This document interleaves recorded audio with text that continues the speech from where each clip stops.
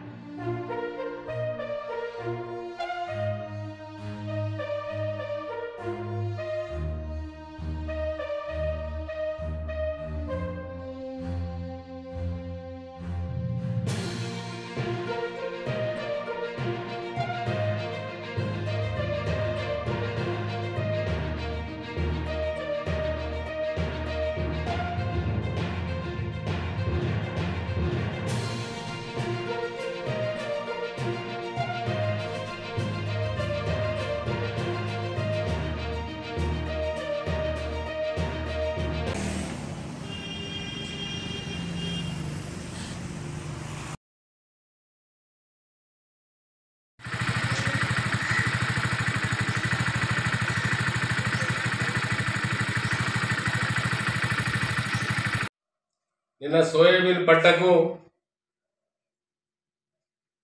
మాయిచర్ను బట్టి మార్కెట్లో రేటు పలకడం జరిగింది.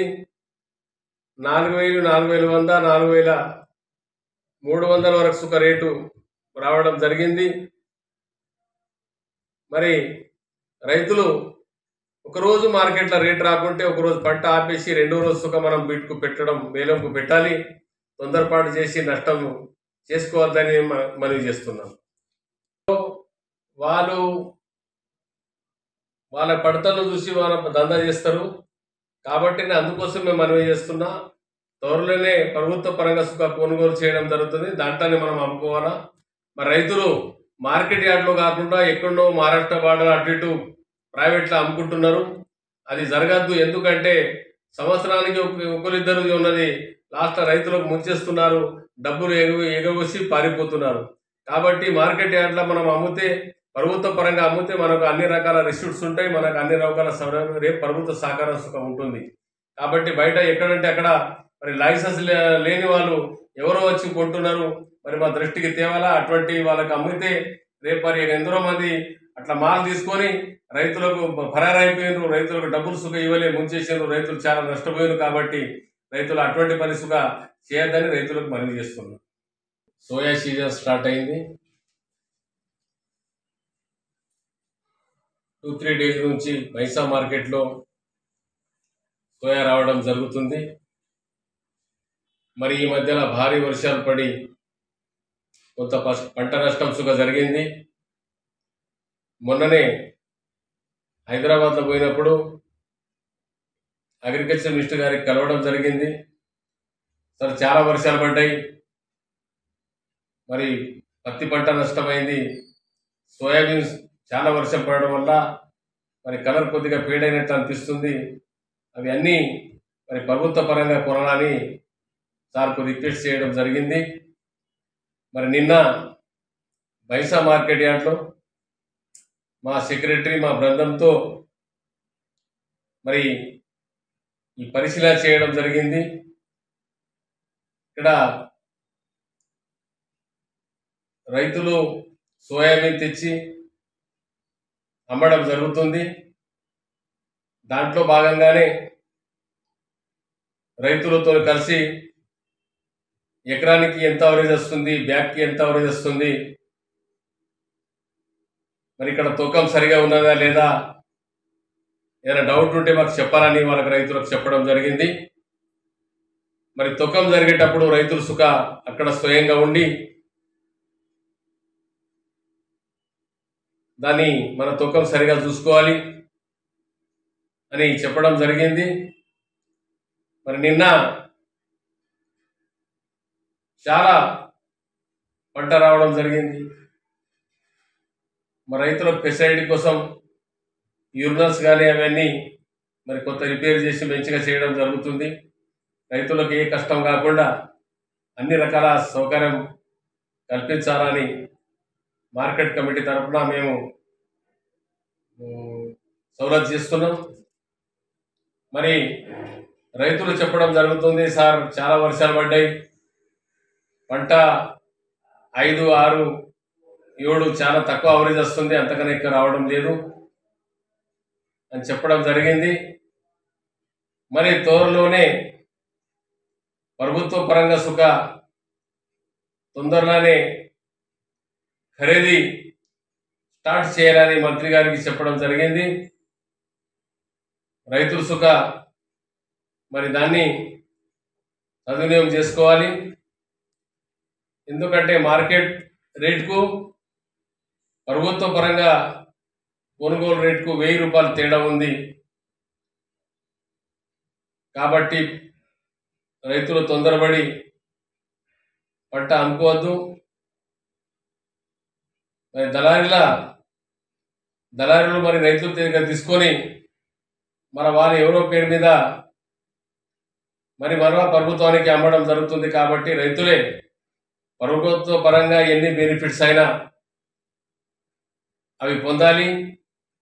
మరి రాష్ట్ర ప్రభుత్వం అన్ని రకాల రైతుల విషయం ఆలోచిస్తుంది.